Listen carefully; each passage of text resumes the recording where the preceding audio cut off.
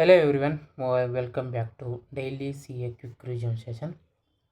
ನಾವು current ಅಫೇರ್ಸ್ಗಳನ್ನು Indian express ಮತ್ತು Hindu news paper ಅಥವಾ PIB ಆಲ್ ಇಂಡಿಯಾ ರೇಡಿಯೋ ಎಲ್ಲ ಕ್ವೆಶ್ಚನ್ ಪೇಪರ್ಗಳನ್ನು ಎಲ್ಲ ಕರೆಂಟ್ ಅಫೇರ್ಸ್ಗಳನ್ನ ರೆಫರ್ ಮಾಡಿಬಿಟ್ಟು ಈ ಮೋಸ್ಟ್ ಇಂಪಾರ್ಟೆಂಟ್ ಟಾಪಿಕ್ಸ್ಗಳನ್ನು ನಿಮಗೆ ಡೈಲಿ ಕೊಡ್ತಾ ಇರುತ್ತೇನೆ. ಇದು UPSC, KPSC ಮತ್ತು ಎನಿ ಅದರ್ ಎಕ್ಸಾಮ್ಸ್ಗಳಿಗೆ ಹೆಲ್ಪ್ ಆಗೋ ಥರ ಈ ಕ್ವೆಶ್ಚನ್ಸ್ಗಳನ್ನು ಈ ಸೀರೀಸನ್ನು ನಾವು ಮಾಡ್ತಾ ಇದ್ದೇನೆ.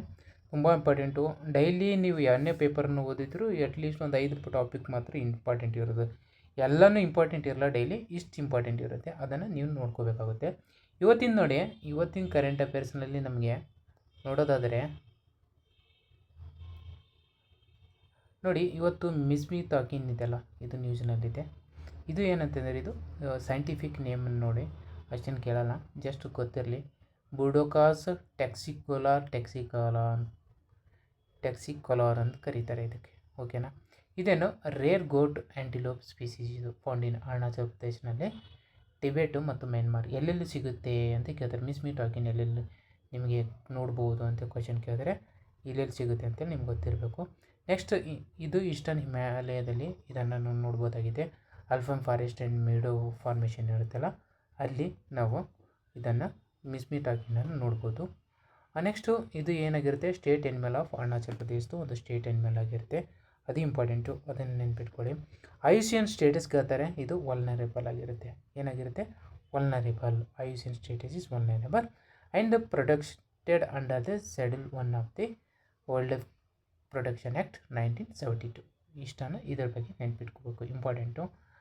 ಕೇಳ್ತಾನೆ, ಇದನ್ನು ನೆನ್ಪಿಟ್ಕೊಳ್ಳಿ. ಎಲ್ಲೆಲ್ಲಿ ಸಿಗುತ್ತೆ ಎಲ್ಲೆಲ್ಲಿ ಅನ್ನೋದನ್ನು ನೀವು ನೆನ್ಪಿಟ್ಕೋಬೇಕು.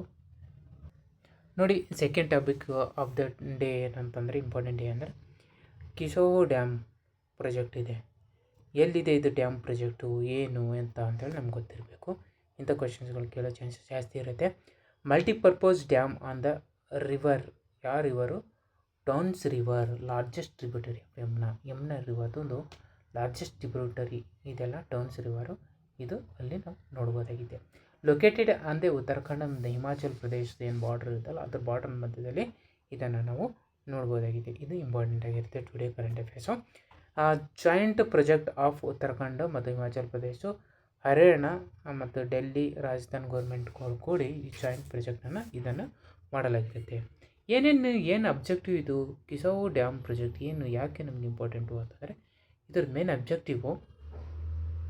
ಇದರದ್ದು ಮೇನ್ ಅಬ್ಜೆಕ್ಟಿವ್ ಏನಂತಂದರೆ, ಇದು ಹೈಡ್ರೋ ಎಲೆಕ್ಟ್ರಿಕ್ ಪವರ್ ಜನ್ರೇಷನ್ಗೆ, ಆಮೇಲೆ ಇರಿಗೇಷನ್ನ, ಡ್ರಿಂಕಿಂಗ್ ವಾಟರ್ ಸಪ್ಲೈಗೆ, ಫ್ಲಡ್ ಮಾಡರೇಷನ್ಗೆ, ಫ್ಲಡ್ ಕಂಟ್ರೋಲ್ ಮಾಡೋ ಸಲಕ್ಕೆ ಇದನ್ನು ನಾವು ಯೂಸ್ ಮಾಡ್ತೇವೆ ಅನ್ನೋದು ನೆನಪಿರಬೇಕು. Implemented by under the upper Yamuna river board framework ಏನಿರ್ತಲ್ಲ, ಅದ್ರ ಮುಖ ಇದನ್ನು ಇಂಪ್ಲಿಮೆಂಟ್ ಮಾಡ್ತಾರೆ. ಇದು ನೆನ್ಪಿಟ್ಕೋಬೇಕು, ವೆರಿ ವೆರಿ ಇಂಪಾರ್ಟೆಂಟ್, ನೆನ್ಪಿಟ್ಕೊಳ್ಳಿ. ಪ್ರಿನ್ ಫ್ಯಾಕ್ಟ್ಸ್ ಏನಂತಂದ್ರೆ, Tons river originated from the Bandarpunch glacier ಎಲ್ಲಿದೆ ಅನ್ನೋದನ್ನು ನನಗೆ ಕಮೆಂಟ್ ಮಾಡಿ ತಿಳಿಸಿ ನೋಡೋಣ. ಎಲ್ಲಿದೆ ಬಂದರ್ಪಂಚ್ ಗ್ಲೇಸಿಯರ್, ಇದು ಪ್ರಿಲಿಮ್ಸ್ ಪಾಯಿಂಟ್ ಆಫ್ ವ್ಯೂ ಇರುತ್ತೆ. Very very important. ನಾನು ಏನೇನು ಹೇಳಿದಾನೆ ಇಷ್ಟೇ ಓದ್ಕೊಳ್ಳಿ, ಇದ್ರ ಬಿಟ್ಟು ಬೇರೆ ಏನಕ್ಕೆ ಕೇಳೋ ಚಾನ್ಸಸ್ ಇರಲ್ಲ. ಓಕೆ, ನೆಕ್ಸ್ಟ್ ನೋಡಿ, ಇವತ್ತಿಂದ ಮೂರನೇ ಟಾಪಿಕ್, ಇಂಪಾರ್ಟೆಂಟ್ ಟಾಪಿಕ್ ಅಂದರೆ ವರ್ಲ್ಡ್ ಗೋಲ್ಡ್ ಕೌನ್ಸಿಲ್ ಇದೆಲ್ಲ, ವರ್ಲ್ಡ್ ಗೋಲ್ಡ್ ಕೌನ್ಸಿಲು ಇದು ಎಲ್ಲಿ ಇಂಟರ್ನ್ಯಾಷನಲ್ ಆರ್ಗನೈಸೇಷನ್ ಆಗಿ ಎಸ್ಟಾಬ್ಲಿಷ್ಡ್ ಇನ್ 1987. ಯಾಕಂತಂದರೆ ಇದು ಯಾಕೆ ನ್ಯೂಸ್ ಇದೆ ಅಂತಂದರೆ, ನಮ್ಮ ಪ್ರಧಾನಮಂತ್ರಿಯವರು ಇಂಡಿಯಾದವರು ಗೋಲ್ಡನ್ನು ಖರೀದಿ ಮಾಡಬೇಡಿ, ಗೋಲ್ಡ್ ಮೇಲೆ ಜಾಸ್ತಿ ಡಿಪೆಂಡ್ ಆಗಬೇಡಿ ಅಂತ ಹೇಳಿದಾರಲ್ಲ, ಅದಕ್ಕೋಸ್ಕರ ಸ್ವಲ್ಪ ಇದನ್ನು ನಮಗೆ ಗೊತ್ತಿರಬೇಕಾಗುತ್ತೆ. ನೆಕ್ಸ್ಟ್ ನೋಡಿ, ಇದು ಹೆಡ್ ಕ್ವಾರ್ಟರಲ್ಲಿ ಇರುತ್ತೆ ಲಂಡನ್, UK ಲಂಡನ್ ಇರುತ್ತಲ್ಲ, ಅಲ್ಲಿ ಈ ಥರ ಹೆಡ್ ಕ್ವಾರ್ಟರ್ಸನ್ನು ನಾವು ನೋಡ್ಬೋದಾಗಿದೆ. Next publisher reports on gold demand ಬಗ್ಗೆ ಆಗ್ತದೆ, ಸೆಂಟ್ರಲ್ ಬ್ಯಾಂಕ್ ಗೋಲ್ಡ್ ರಿಸರ್ವ್ಸ್ ಬಗ್ಗೆ, ಗೋಲ್ಡ್ ಮಾರ್ಕೆಟ್ ಔಟ್ಲುಕ್ ಬಗ್ಗೆ, ಇದ್ರ ಬಗ್ಗೆ ಇದೇನಂತ ಇನ್ಫಾರ್ಮೇಷನ್ನ ನಾವು ಕೊಡ್ತದೆ. ಇದು India is the one of the largest consumer of gold, ಇದು ನೆನ್ಪಿಟ್ಕೊಳ್ಳಿ. India is the largest consumer of gold in the world, ಇದು ಇಂಪಾರ್ಟೆಂಟ್ ಫ್ಯಾಕ್ಟ್ ಆಗಿರುತ್ತೆ. ಆಮೇಲೆ ನಾವು ಹೇಳ್ಬೇಕು ಇನ್ನೊಂದು ಪ್ರಿಂಟಿಂಗ್ ಫ್ಯಾಕ್ಟ್ಸ್ ಅಂತ ಏನಾದರೆ, it is the industrial association, ಏನು ವರ್ಲ್ಡ್ ಗೋಲ್ಡ್ ಕೌನ್ಸಿಲ್ ಏನಿರುತ್ತೆ, industrial associations, not an intergovernmental organisation, ಇದು point important. Not an intergovernmental organisation, ಇದು ಪಾಯಿಂಟ್ ಇಂಪಾರ್ಟೆಂಟು, ಅದನ್ನು ನೀವು ನೆನಪಿಟ್ಕೊಳ್ಳಿ ಇವತ್ತಿನ ಟಾಪಿಕಿನಲ್ಲಿ. ನೆಕ್ಸ್ಟ್ ನೋಡಿ, ಇವತ್ತಿನ 4ನೇ ಇಂಪಾರ್ಟೆಂಟ್ ಟಾಪಿಕ್ ಏನಂದರೆ ವಿಕಸಿತ್ ಭಾರತ್ 2047 ಇಂಪಾರ್ಟೆಂಟು. ವಿಕಸಿತ್ ಭಾರತ್ 2047 ಇಂಪಾರ್ಟೆಂಟ್ ಆಗಿರುತ್ತೆ. ಇದೇನಂದರೆ vision to make India a developed nation by 2047ಗೆ ಡೆವಲಪ್ಡ್ ನೇಷನ್ ಮಾಡೋದು ಇದ್ರದ್ದು ಮೇನ್. 2047ಗೆ ಯಾಕೆ ಅಂತಂತಂದರೆ ಅವಾಗ ನಮ್ಮದು ಇಂಡಿಪೆಂಡೆನ್ಸ್ ಏನು ಗಾಟ್ ಆಗಿರುತ್ತಲ್ಲ ಅದು 100ನೇ ವರ್ಷ ಆಗಿರುತ್ತೆ. 100 ಇಯರ್ಸ್ ಆಫ್ ಇಂಡಿಪೆಂಡೆನ್ಸ್ ಮಾಡಿರ್ತಾವೆ. ಅದಕ್ಕೆ ಇದು ನಮಗೆ important. Launched by government of India launch ಮಾಡುತ್ತೆ. ಏನೇನು ಫೋಕಸ್ ಏರಿಯಾ ಅಂತಂದರೆ economic growth, women development, infrastructure and technology, sustainability, green growth, ಆಮೇಲೆ good governance and inclusive development. ಇದೇ ಮೇನ್ ಇದರದ್ದು ಮೇನ್ ವಿಷನ್ ಆಗಿರುತ್ತೆ, ಫೋಕಸ್ ಏರಿಯಾ ಆಗಿರುತ್ತೆ. Support the global goal of becoming India ಏನೋ 2047ರಲ್ಲಿ ಇಂಡಿಯಾ ಏನಾಗಿರಬೇಕಂದ್ರೆ $30 ಟ್ರಿಲಿಯನ್ ಎಕಾನಮಿಯನ್ನು ಆಗಬೇಕು ಅನ್ನೋದು ಒಂದು ಟಾರ್ಗೆಟ್ ಗೋಲ್ ಸೆಟಪ್ ಕೂಡ ಇದಕ್ಕೆ ನಾವು ನೋಡ್ಬೋದಾಗಿದೆ. ಇದು ಅದಕ್ಕೋಸ್ಕರ ಇಂಪಾರ್ಟೆಂಟ್. ಇದು ಮೇನ್ಸಿಗೆ ಇಂಪಾರ್ಟೆಂಟ್ ಆಗಿರುತ್ತೆ. ಮೇನ್ಸ್ ಪಾಯಿಂಟ್ ಆಫ್ ವ್ಯೂನು ಬರೆಯೋಕೆ ಇಂಪಾರ್ಟೆಂಟ್ ಆಗಿರುತ್ತೆ. ಮೇನ್ಸ್ನಲ್ಲಿ ಬರೆಯುವಾಗ ನಿಮ್ಗೆ ಹೆಲ್ಪ್ ಆಗುತ್ತೆ.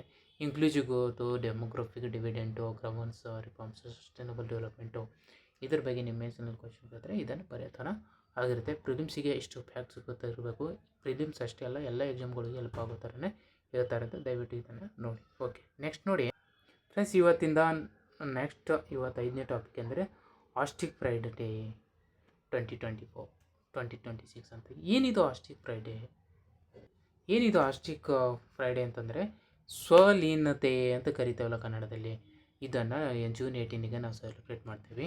ಅದ್ರ ಥೀಮ್ ಕೂಡ ನೆನಪಿರಬೇಕು. 2026 celebrating autistic identity and advancing meaningful inclusive through the active allyship ಅಂತ. ಆಸ್ತಿಕ್ ಸ್ವಲೀನತೆ ಅಂತಂತಂದರೆ ಏನಂದರೆ, ಈ ಫಾರ್ ಎಕ್ಸಾಂಪಲ್ ಈಗ ಕೆಲವರು ಇರ್ತಾರೆ ಫಿಸಿಕಲಿ ಮೆಂಟಲಿ ಅಪ್ ಡೌನ್, ಅವ್ರೇನು ಹುಚ್ಚರೇನಲ್ಲ, ಓಕೆನಾ. ಅವ್ರು ಇರುತ್ತೆ ಕೆಲವೊಂದು ಟೈಮ್ ತೊದಲು ಆಡಿದ ಮಾತನ್ನು ಪದೇ ಪದೇ ಆಡೋದು, ಹೇಳಿದ್ದನ್ನು ಪದೇ ಪದೇ ಹೇಳೋದು, ಯಾವುದೋ ಒಂದು ಮ್ಯಾಟ್ರ್ ನೋಡಿ ಎಕ್ಸೈಟ್ ಆಗಿಬಿಡೋದು, ಅಥವಾ ಈ ಥರ ಸ್ವಲ್ಪ ಅಬ್ನಾರ್ಮಲ್ ಒಂದು ಇದ್ರ ಕ್ಯಾರೆಕ್ಟರ್ ಇರುತ್ತಲ್ಲ, ಅವರಿಗೆ ಸ್ವಲೀನತೆ ಅಂತ ಕರೀತಾರೆ. ಕೆಲವೊಂದು ಟೈಮು ಏನೋ ಉರ್ದಂಗೆ ಆಗೋದು, ಒಂಥರ ಡಿಫ್ರೆಂಟಾಗಿ ಮಾಡ್ತಾರಲ್ಲ, ಅವರೇನು ಹುಚ್ಚರಲ್ಲ. ಅಂಥವರಿಗೆ ಅವರಿಗೂ ಕೂಡ ಪ್ರೈಡ್ ಡೇ ಅಂತ ಸೆಲೆಬ್ರೇಟ್ ಮಾಡಬೇಕಂತ ಮಾಡ್ತಾರೆ. Promote the acceptance of the autism form of neurodiversity. ಇದು ಒಂದು ಡಿಸೀಸ್ ಆಗಿರುತ್ತೆ, ಅದ್ರದ್ದು ಫಾರ್ಮ್ ಎಕ್ಸೆಪ್ಟ್ ಮಾಡ್ಕೊಳ್ಳಿ. ಅವರಿಗೆ ಸ್ವಲ್ಪ ರೆಸ್ಪೆಕ್ಟು, ಸ್ವಲ್ಪ ಅಡ್ವೊಕೇಸಿ ಕೊಡ್ರಿ ಅಂತ ಹೇಳೋದು ಇದ್ರದ್ದು ಮೇನ್ ಇಂಟೆನ್ಷನ್ ಆಗಿರುತ್ತೆ. ಆಸ್ಟಿಕ್ ಫ್ರೈಡೆ ಇದು ಇಂಪಾರ್ಟೆಂಟು. ಇದನ್ನು ನಾವು ಪ್ರಿಲಿಮ್ಸ್ ಫ್ಯಾಕ್ಟ್ರಿಗೆ ಏನಂತಂದರೆ ಇದು ಮೇನ್ಸಿಗೆ ಇಂಪಾರ್ಟೆಂಟ್ ಆಗಿರುತ್ತೆ.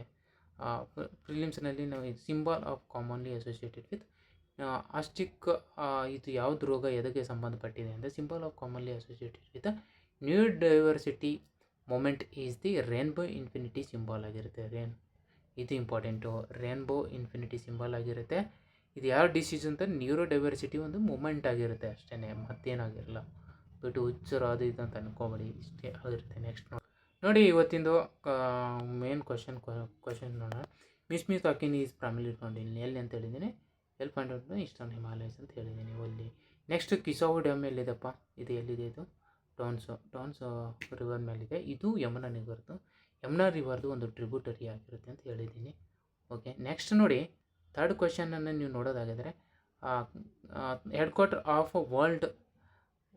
Of world gold council located ಎಲ್ಲಿ? ಲಂಡನ್ನಲ್ಲಿ, UK-ನಲ್ಲಿ ಏನಿದೆಯಲ್ಲ ಇಲ್ಲಿ ಲಂಡನ್ನಲ್ಲಿ. ಇಂಡಿಯಾ ಏನದು ಮೇಜರ್ ಇಂಪೋರ್ಟರ್ ಆಫ್ ಗೋಲ್ಡ್, ಜಾಸ್ತಿ ಗೋಲ್ಡ್ ಸಂಗ್ರಹಣೆ ಮಾಡೋದು ನಮ್ಮ ಇಂಡಿಯಾದವರೇ.